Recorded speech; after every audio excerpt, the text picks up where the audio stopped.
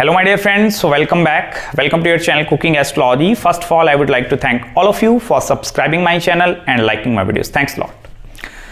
So today in this video, let's try to understand the karmas of marriage in Vedic Astrology. And in this particular video, I'm going to help you to understand the karmas of planets that are sitting in the 7th house. As you already know, 7th house is the house of the marriage and the married life aspect in Vedic Astrology. And there is one planet that is also controlling the 7th house, which we call the 7th house lord as well.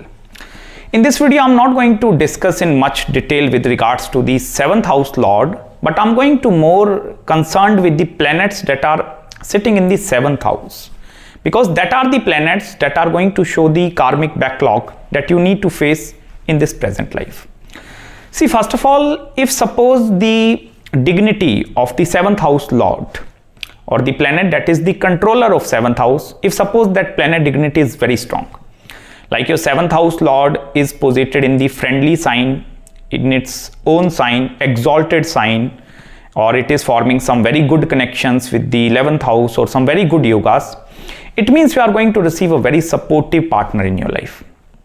And if it is a malefic planet, I will tell you that this is going to instill a bit level of aggression inside your partner. If suppose your 7th house is controlled by Mars, Saturn, and particularly these two malefic planets, so there is going to be some aggression present inside your life partner. But on the other hand, if the 7th house lord is some benefic planet like Venus, maybe Moon, or some other planet like Mercury, Jupiter, it means you are going to receive a very supportive partner. At the same time, she is going to be or he is going to be very caring and supportive towards you.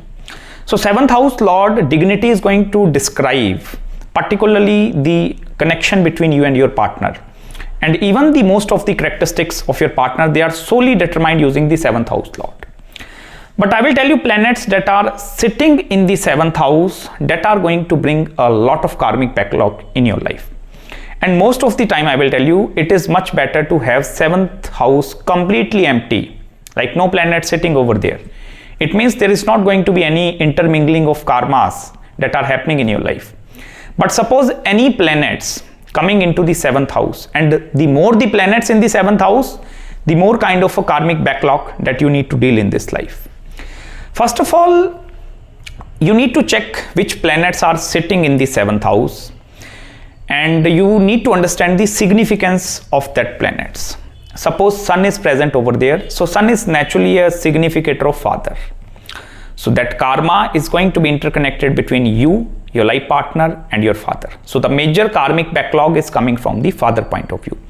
If Moon is present over there, Moon is the representation of your mother. So the major karmas that are interconnected with the mother.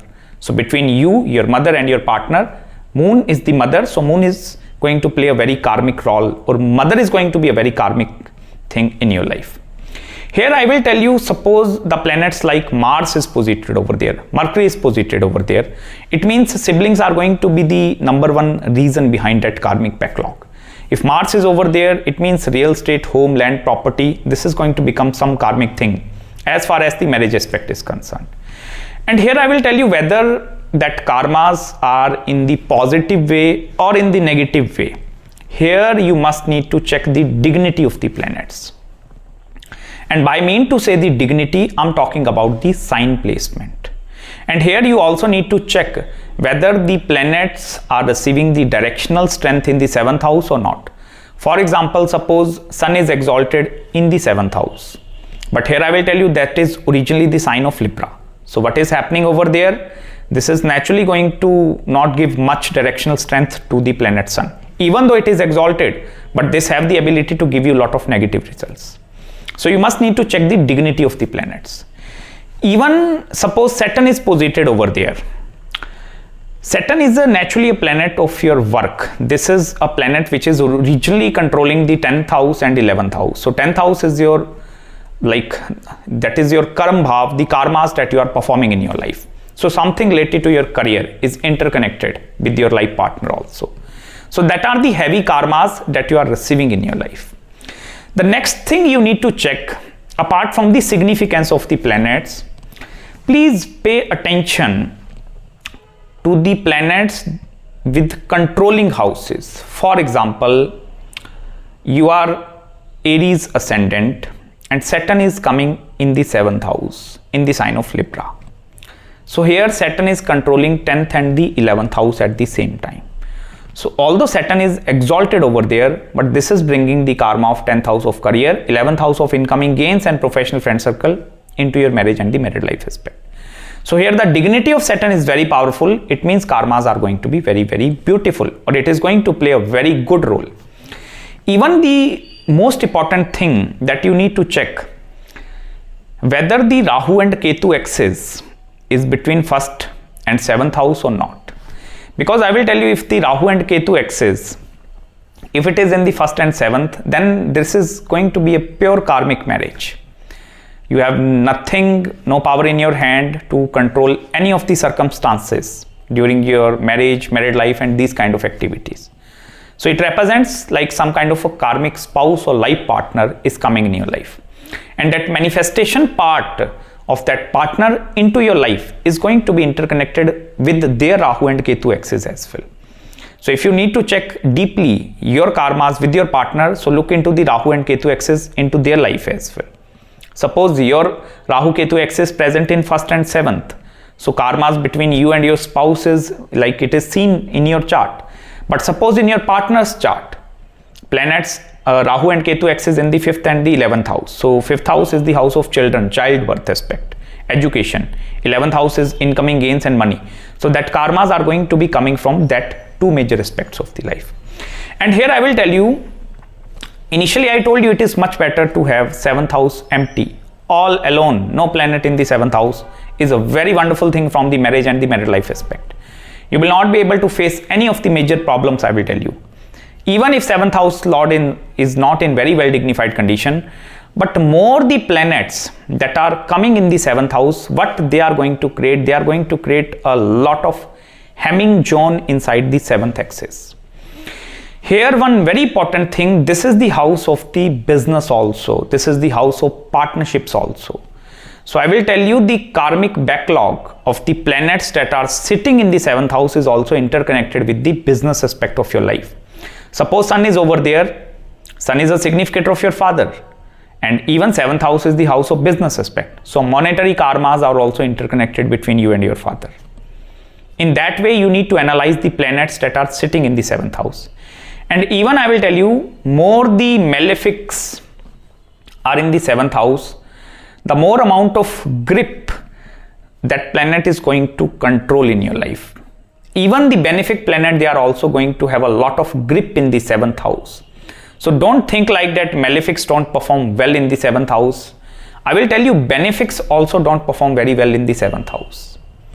Even if you place Jupiter over there, Venus over there, Mercury over there, none of the planets have the ability to perform efficiently in the 7th house.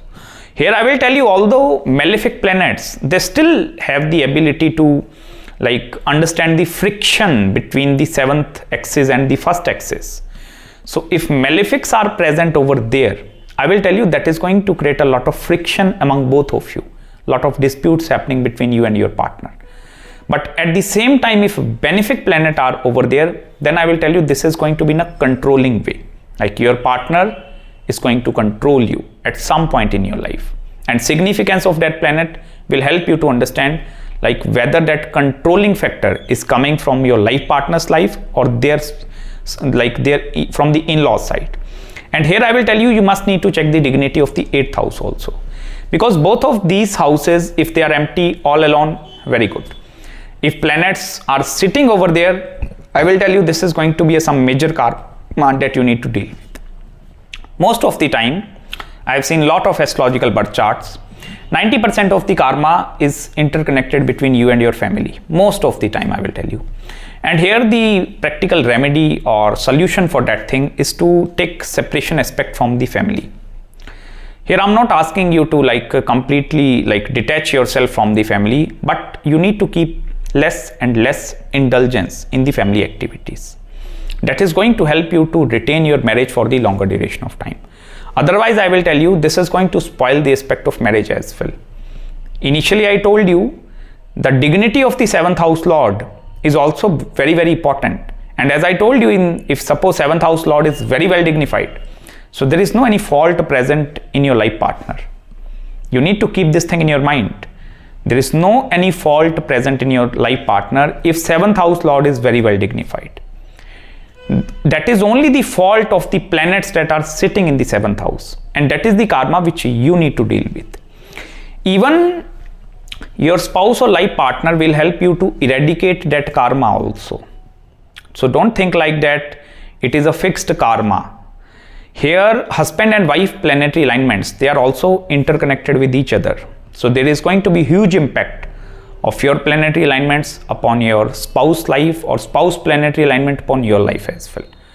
So no matter how hard or how fixed the karma is going to be, for that you need to check into the Navman chart as well, whether that planets they are falling in the Scorpio or the Aquarius Navmansh or not. Because if the planets then falling in the Aquarius and the Scorpio Navmansh, it is going to be a fixed karma. So there is no eradication, no remedy is going to work in that case. And here you need to check into the significance, I will tell you. From the significance, everything is going to be clear in front of you. Everything I will tell you. On the other hand, if suppose that planets are not in the Scorpio or Aquarius Navmansh, they are in some other zodiac sign, then I will tell you this is not a fixed karma. This is the karma which your partner will help you to eradicate over the passage of time. And here the Antardasha, particularly Antardasha, I'm not talking about Vimshotri Mahadasha, the Antardasha. So if the Antardasha of that planet is coming, so particularly the 7th house lord Antardasha, then it means your life partner is getting fully activated in your chart. And at that time, this will help you to remove all the conflicts or conflicting situations between you and your family as well. If the planet is going to be malefic, it will cause a lot of friction, mental pain between you and your family members. If the planet is going to be benefic, it is not going to create that much problematic situations in your life. Here I will tell you the only remedy, as I initially told you, to take some separation aspect.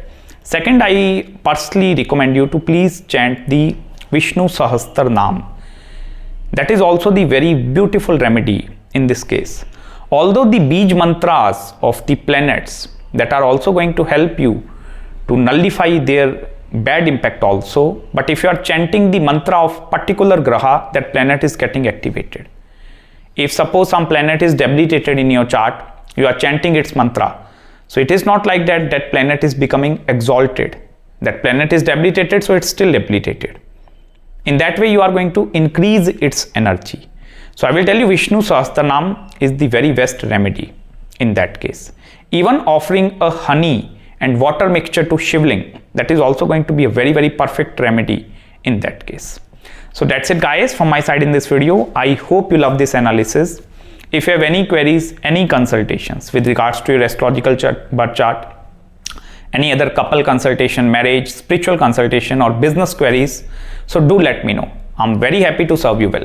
So till then, please subscribe my channel below and make sure to hit the like button if you really enjoyed this video. And please don't forget to follow me on Instagram as well. And I'm going to meet you very, very soon in the next video. Bye-bye and take care.